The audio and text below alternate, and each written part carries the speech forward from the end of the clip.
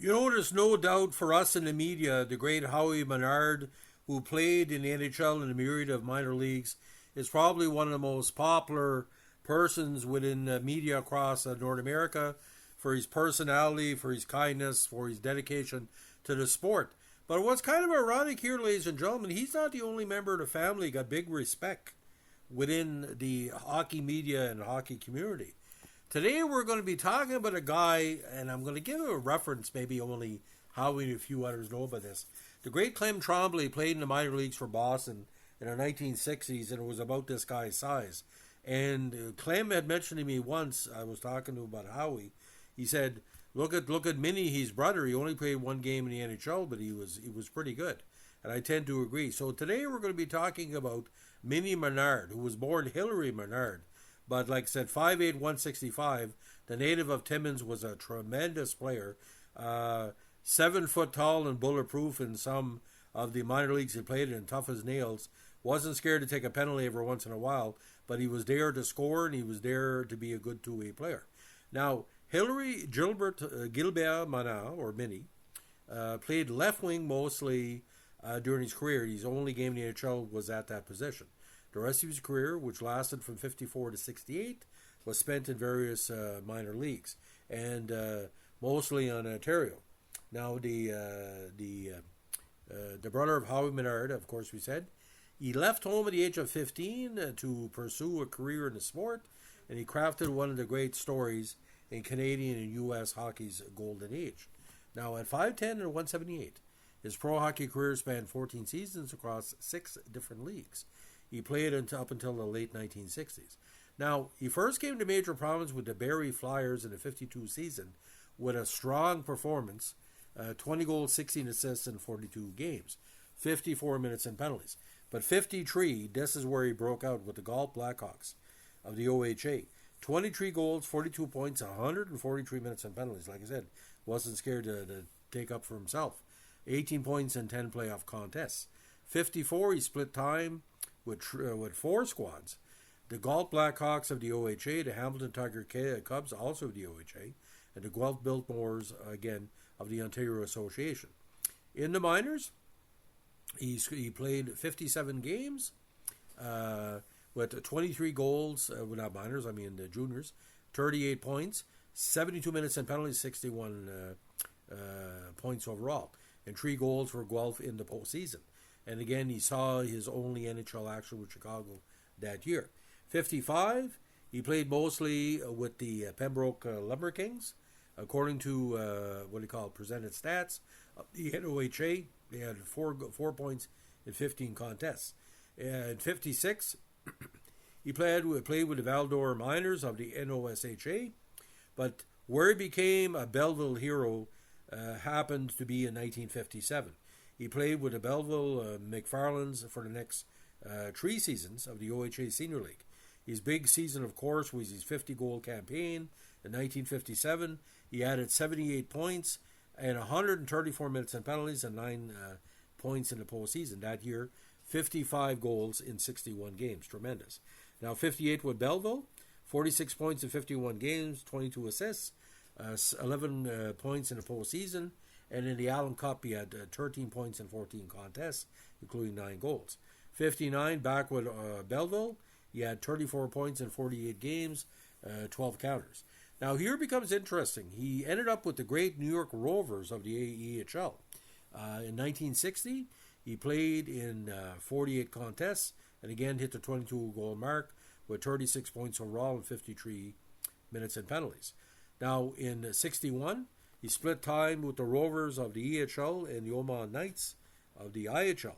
With the Rovers in the Rangers system, 2 contests, 61 in 55 games with Omaha, 48 points in 55 games, including 18 goals. 62, another 20-goal season with the Omaha Knights, 61 points overall, 41 assists, 76 minutes and penalties.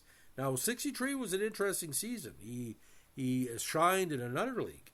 He played with the Des Moines Oak Leaves of the USHL with 25 counters and 61 points in 32 games.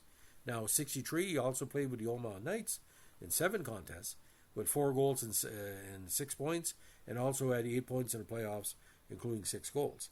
Back to the Des Moines Oak Leafs, who are now an OHL team, at 64, 33 points in 39 games. 1 game with Des Moines in 65, and 66 with Des Moines, 1 goal in 3 contests. 67 was very interesting as well. He ended up back in the OHA Senior League with the Belleville Mohawks with 13 goals in 40 games and 39 points. But his last season of pro hockey, OHA Senior was considered pro at the time, 22 counters in 34 contests and 33 assists. IHL totals we're just going to go with the very, very significant 54 goals, 95 assists, 149 points in 169 games, and 9 in the postseason.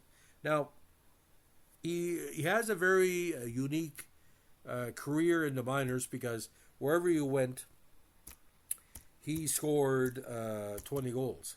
And I think why he stands out for me, no pun intended, because wherever he went, he did something important. Now, we're looking at his only season in the NHL, okay? But let's look at who he was teammates with. Okay, well, look at this. Bill Mosienko, okay, Gus Bodner, Larry Wilson,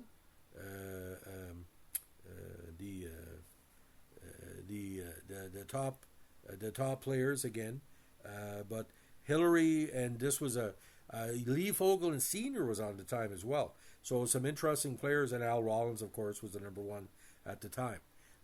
Kenny Warren was still with the team, Larry Zeidel, Murray Costello, Jerry Topazzini, Peter Conacher, and it was a rough season that year, ladies and gentlemen, for Chicago, obviously, because, being a second division team. They went 12-51 and 7 that year, and I think, if I'm not mistaken, they only won 2 or 3 games after Christmas. So, again, it does, as long as you make it to show, say like Bull Durham. And he's a part of an interesting list of players who only played 1 game in the NHL.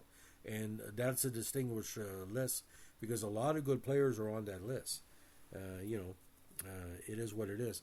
And it's kind of ironic, ladies and gentlemen, Howie Menard, I heard about him after I heard about his brother. Because, again, with Clem Tremblay in his early years, it was kind of, anytime a short player made the NHL, like Bobby Lalonde or whatever, we would think of Howie's brother and we would think of Clem Tremblay, because Clem never made it. Clem could have easily had a good NHL career, but the numbers weren't there. So Minnie is one of my most respected players within my media group because, the Menards, anything they put their mind to, good family too for business too in New Brunswick as well. The Menards are pretty cool. So we want to say a shout out to Minnie and Howie and all the Menard family. Tremendous. But I mean, I would think, ladies and gentlemen, if you would, with the original, the expansion 6, he should have been brought in for one of the expansion franchises. I would love to see him as a third line winger because he was tough, ladies and gentlemen. He was tough. I've seen some old video of him there, and let me tell you something. He was speedy. He, like I said, it was underrated, just like his brother. So that's the story of Minnie Menard. If you like what they're doing here with our Hockey Ventures podcast, let us know with a like, comment, subscribe, or share. But don't forget, we have a special place in our hearts for the 5'10", 185-pound players in NHL history, and Minnie was one of them. And like I said, the 20-goal wonder, wherever you guy went, he got 20 goals. Thanks for listening. Bye.